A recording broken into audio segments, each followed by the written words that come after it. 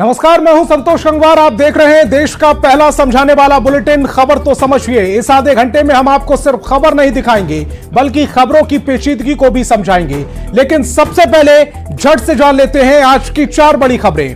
पहली खबर है बांग्लादेश में हिंसा के बाद बदलती सियासत को पूरी तरह से समझाएंगे।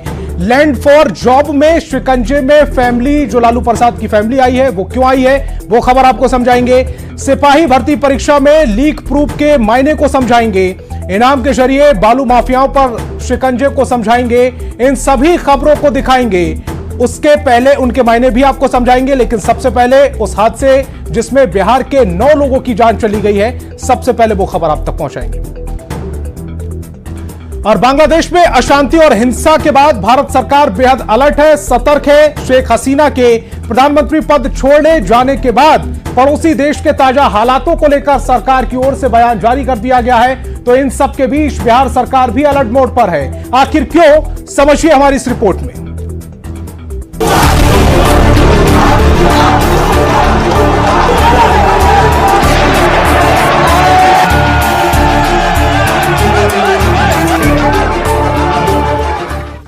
बांग्लादेश में तख्ता पलट और हिंसा के बाद हालात लगातार बिगड़ते जा रहे हैं।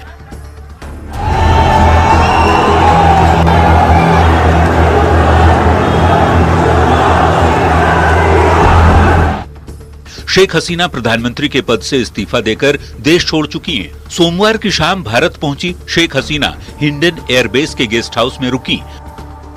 पड़ोसी मुल्क में हिंसक प्रदर्शन के बाद भारत सरकार की भी पैनी नजर है। मंगलवार को दिल्ली में सबसे पहले सर्वदलीय बैठक बुलाई गई। सरकार पूरे मामले पर गंभीरता दिखाई तो विपक्ष ने भी इस मुद्दे पर सरकार का साथ देने का फैसला किया। भारत की खुफिया एजेंसी और पश्चिमी बंगाल की सरकार, उनमें तालमेल बढ़ना चाहिए। ममता दीदी को भी अब केंद्र का विरोध छोड़ करके जो अब संभावित खतरा बांग्लादेश से शरणार्थियों का या टेररिस्ट का है, केंद्र सरकार के साथ सहयोग करके उस पर रोक लगानी चाहिए। हमारा सिर्फ इतना कहना है, हमारी सरकार इसमें पूरे हर आयाम को देखते हुए, जिसमें रिश्तों की ऐतिहासिकता भी है, लेकिन साथ ही साथ एक छद्म लोकतंत्र की वजह से क्या नुकसान होता है उसका भी आकलन होना चाहिए और फिर हमारी सरकार निर्णय।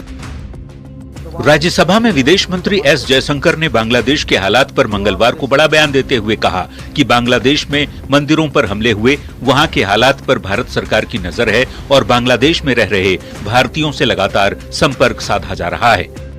Monitoring the situation with regard to the status of minorities, there are reports of initiatives by various groups and organizations to ensure their protection and well-being. In the last 24 hours, we have also been in regular touch with the authorities in Dhaka. Bangladesh की स्थिति को लेकर बिहार सरकार भी alert mode पर है। Police मुख्यालय ने सीमावर्ती इलाकों में अलर्ट जारी कर पुलिस की गश्ती बढ़ाने का निर्देश दिया है। हमारी सरकार पूरी तरीके से सीमावर्ती क्षेत्रों में मुस्तैद है और ये समस्या कोई एक दिन की नहीं है और कोई इस तरह की बात नहीं है। सरकार सीमा पर सजग है। बिहार सरकार विशेष तौर पर इसलिए भी सतर्क है क्योंकि किशनगंज जिले से बांग्लादेश बॉर्डर की दूरी मात्र 17 किलोमीटर है। देवीगंज, लोधन, चोपड़ा से फुलवारी तक बॉर्डर पर फेंसिंग की गई है। बीएसएफ की गश्ती बढ़ाने का दिल्ली से विशेष निर्देश जारी किया गया है। पड़ोसी देश बांग्लादेश में हिंसा और अशांति के बीच भारत पूरे हालात पर नजर बनाए हुए है। खासकर बांग्लादेश में रह रहे हिंदू अल्पसंख्यकों को लेकर भारत सरकार बेहद गंभीर है।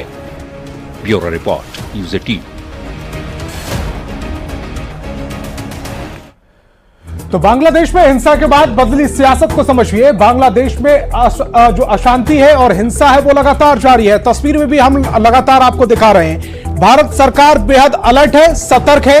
शेख हसीना अभी भारत में ही है, कल वो भारत आ चुकी है और अभी भी वो भारत में ही है। दिल्ली के पास हिंडन बेस गेस्ट हाउस में वो ठहरी हुई है। शेख हसीना के देश छोड़ने के बाद हालात बदले हैं। बांग्लादेश की सियासत बदल गई है। भारत की नजर पड़ोसी देश के हालातों पर लगातार बनी हुई है क्योंकि भारत का बड़ा हिस्सा बांग्लादेश के साथ सीमा को शेयर करता है। बांग्लादेश में रह रहे हिंदुओं को लेकर भी भारत की चिंता है। विदेश मंत्री एस जयशंकर ने सदन में बयान दिया है कि बांग्लादेश के अल्पसंख्यक हिंदुओं पर हमारी नजर है। वहां कई मंदिरों को तोड़ने की तस्वीरें आ रही हैं। हिंदुओं के घरों को लूटा गया है। साथ ही साथ बांग्लादेश की हिंसा के बाद बिहार में भी अलर्ट जारी कर दिया गया है। सीमावर्ती इलाकों में सख्त गश्ती की जा रही है। इसके निर्देश केंद्र सरकार ने दे दिए हैं। किशनगंज जिले से 17 किलोमीटर दूर है बांग्लादेश बॉर्डर, जहां से घुसपैठ ना बढ़े, इसको लेकर तमाम तरह के निर्देश दिए गए हैं। लगाम लगाने की कोशिशें की जा रही हैं। और रेलवे में लैंड फॉर जॉब केस में लालू परिवार की मुश्किलें बढ़ती ही नजर आ रही हैं। जमीन के बदले नौकरी मामले में ईडी ने लालू प्रसाद, तेजस्वी समेत 11 आरोपियों के खिलाफ नई दिल्ली के राउज एवेन्यू कोर्ट में सप्लीमेंट्री चार्जशीट दाखिल कर दी है। करीब 1000 पेज की सप्लीमेंट्री चार्जशीट पर कोर्ट में 13 अगस्त को सुनवाई होगी। लालू फैमिली पर बढ़ते शिकंजे को लेकर सियासत भी तेज है।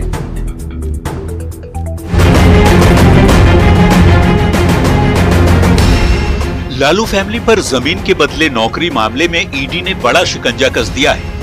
लालू प्रसाद और तेजस्वी यादव सहित 11 आरोपियों के खिलाफ राउज एवेन्यू कोर्ट में सप्लीमेंट्री चार्जशीट दाखिल की गई है। इस चार्जशीट में मीसा भारती का भी नाम है। 13 अगस्त को दिल्ली की राउज एवेन्यू कोर्ट इस मामले में सुनवाई करेगी। ये मामला रेलवे में हुई भर्ती में धांधली से जुड़ा है। आरोप है कि लालू प्रसाद ने रेल मंत्री रहते लोगों को नौकरी के एवज में उनसे जमीन और फ्लैट लिखवाए थे। लालू फैमिली पर जांच एजेंसी के शिकंजे के बाद सियासत तेज है। जेडीयू और बीजेपी के नेता तंज कसते हुए लालू परिवार पर निशाना साध रहे हैं। इस पर हमको क्या कहना है? कोई जांच एजेंसी है, वो जांच कर रही है, उसको जांच में जो तथ्य आता है वो दे रहा है। और ये तो लंबी प्रक्रिया होती है, इसमें अलग अलग पड़ाव आते ही हैं। तो इसके न्यायिक प्रक्रिया है, ये अनुसंधान की प्रक्रिया है। इसके संबंध में कोई हम लोग बाहर से क्या कर सकता है? ये लालू का परिवार आदतन भ्रष्टाचारी अपराधी परिवार है।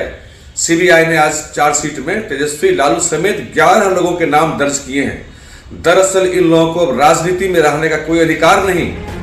रेलवे में लैंड फॉर जॉब केस में आई तेजी के बाद सियासत भले हो रही हो, पर तेजस्वी यादव और लालू प्रसाद की मुश्किलें बढ़ सकती हैं। पहली बार चार्जशीट में तेजस्वी का नाम आया है। तेजस्वी के खिलाफ ईडी एक्शन ले सकती है। ईडी तेजस्वी को हिरासत में ले सकती है। 15 अगस्त से तेजस्वी चुनावी यात्रा करने वाले हैं। तेजस्वी की यात्रा पर ईडी के एक्शन का असर हो सकता है। आरजेडी के चुनावी कैंपेन को भी झटका लग सकता है और इसका असर 2025 के विधानसभा चुनाव में भी देखने को मिल सकता है। जाहिर है इस केस में पॉलिटिक्स तेज है। अब सभी की नजर 13 अगस्त पर टिकी है, जब राउज एवेन्यू कोर्ट मामले की सुनवाई करेगा। न्यूज़ 18 के लिए दिल्ली से शंकर आनंद और पटना से शैलेंद्र के साथ ब्यूरो। तो चलिए आपको समझाते हैं लैंड फॉर जॉब मामले में शिकंजे में लालू की फैमिली क्यों है। ईडी ने लालू, तेजस्वी समेत 11 आरोपियों पर शिकंजा कसा है। 11 आरोपियों के खिलाफ सप्लीमेंट्री चार्जशीट दाखिल की गई है। पहली बार तेजस्वी यादव का नाम भी सामने आया है। चार्जशीट में तेजस्वी यादव का नाम उसमें रखा गया है। रेल मंत्री रहते हुए लालू प्रसाद पर आरोप लगे थे। रेलवे में नौकरी के बदले जमीन लिखवाने का लालू प्रसाद यादव पर आरोप लगा था। नौकरी लेने वाले कई लोगों से पूछताछ में इस बात का खुलासा भी हुआ है। लालू प्रसाद पर अपने परिवार के नाम पर जमीन लिखवाने का भी आरोप लगा है। सीबीआई की जांच के बाद ईडी ने रिपोर्ट दाखिल की है। ईडी ने अब सप्लीमेंट्री चार्जशीट दाखिल की है। यह आरोपी के खिलाफ लिखित कानूनी दस्तावेज होता है। जांच के दौरान मिली नई जानकारी का इसमें जिक्र होता है। लालू, तेजस्वी और मीसा भारती का नाम चार्जशीट में दाखिल है। तो बड़ी बात यह है कि लालू का भी नाम है, तेजस्वी का भी नाम है और साथ ही साथ मीसा भारती का भी नाम चार्जशीट में दाखिल है। चार्जशीट से लालू, तेजस्वी और मीसा की मुश्किलें बढ़ सकती हैं। तेजस्वी के खिलाफ ईडी एक्शन ले सकती है। 15 अगस्त से तेजस्वी चुनावी यात्रा निकालने वाले हैं। तेजस्वी की यात्रा पर ईडी के एक्शन का असर होता दिख सकता है। 2025 के चुनाव में भी इसका असर पड़ता हुआ दिख सकता है। 2025 में विधानसभा चुनाव है बिहार में और उस पर भी इसका असर पड़ता हुआ दिख सकता है। कल यानी बुधवार से बिहार से सभी जिला मुख्यालयों से सिपाही भर्ती परीक्षा का आयोजन किया जा रहा है। 28 अगस्त तक चलने वाली इस परीक्षा को लीक प्रूफ और कदाचार मुक्त बनाने का दावा विभाग की ओर से किया जा रहा है। पहली बार पेपर लीक होने पर ही इस परीक्षा को रद्द किया गया था। अब की बार ईओयू ने फुल प्रूफ एग्जाम का दावा किया है। पहले हमारी ये रिपोर्ट देखिए, फिर पूरी खबर भी समझाइए।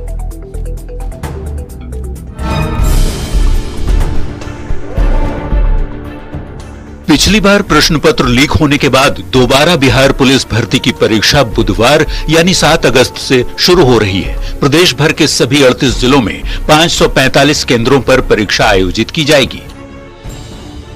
7 अगस्त से 28 अगस्त तक परीक्षा का आयोजन होगा। प्रदेश भर में कुल 545 केंद्र बनाए गए हैं। 17,87,720 अभ्यर्थी परीक्षा में शामिल होंगे। पारदर्शिता और कदाचार मुक्त परीक्षा का दावा किया गया है। सीसीटीवी निगरानी में परीक्षा होगी। परीक्षा केंद्रों पर 500 गज के दायरे में धारा 144 लगी रहेगी। अफवाहों, अनचाहे फोन कॉल से सतर्क रहने की अपील भी की गई है। बहुत से साइबर फ्रॉडस्टर्स हैं, बहुत से ऐसे पुराने प्रोफेशनल गिरोह हैं जिनके ऊपर हम लोग नजर रखे हुए हैं। कुछ हम लोगों को सूचनाएं जो हम लोगों ने नंबर और ईमेल आईडी सार्वजनिक किए हैं, पता चल रहा है कि अभ्यर्थियों को कांटेक्ट कर रहे हैं। तो इस बार किसी भी कीमत पर परीक्षा में धांधली और प्रश्न पत्र लीक जैसे मुद्दों को लेकर पुलिस प्रशासन अलर्ट है। लीक प्रूफ परीक्षा के लिए ईओयू तैयार है। ईओयू का हेल्पलाइन नंबर भी जारी किया गया है। 8544428404 पर शिकायत की जा सकती है। इस नंबर पर साइबर ठगों की शिकायत कर सकते हैं। हेल्पलाइन ईमेल cybercell@NIC भी जारी की गई है। शिक्षक के बाद सबसे ज्यादा संख्या में बहाल होने वाले सिपाहियों की परीक्षा को लेकर विभाग बेहद गंभीर है। लीक प्रूफ परीक्षा के दावों के बीच सभी को यही उम्मीद है कि सिपाही भर्ती की परीक्षा बगैर किसी शिकायत के संपन्न हो। न्यूज़ 18 के लिए पटना से संजय कुमार के साथ ब्यूरो रिपोर्ट। और सिपाही भर्ती परीक्षा के लीक प्रूफ के मायने को भी समझिए। सिपाही भर्ती की परीक्षा बिहार में आयोजित हो रही है। 7 से 9 अगस्त तक परीक्षा का आयोजन हो रहा है। सभी 38 जिलों में 545 सेंटर पर एग्जाम होगा। करीब 18 लाख अभ्यर्थी परीक्षा में शामिल होंगे। 1 अक्टूबर 2023 को कांस्टेबल भर्ती परीक्षा का पेपर लीक हुआ था। इसके बाद दोबारा सिपाही भर्ती की परीक्षा हो रही है। इस बार लीक प्रूफ एग्जाम की तैयारी है। ईओयू ने हेल्पलाइन नंबर भी जारी किए हैं। इस बार किसी भी हाल में परीक्षा की फुल प्रूफ तैयारी है। एग्जाम सेंटर के बाहर धारा 144 लगाई गई है। सीसीटीवी की निगरानी में परीक्षा का संचालन होगा। सरकार कदम फूंक कर रख रही है। बार बार पेपर लीक होने से बिहार की बदनामी होती है, सरकार की छवि खराब होती है। हाल ही में नीट पेपर लीक कांड में किरकिरी हो चुकी है। पटना से रांची तक सॉल्वर गैंग का खुलासा भी हुआ है। मेडिकल छात्र से लेकर डॉक्टर तक, प्रोफेसर तक इसमें शामिल थे।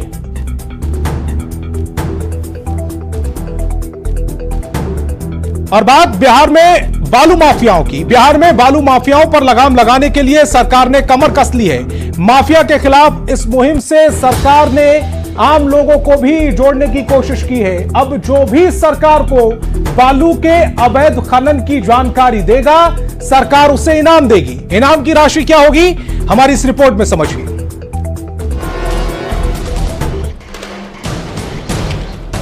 बिहार में नासूर बन चुके अवैध बालू खनन को रोकने के लिए सरकार अब सख्त हो गई है।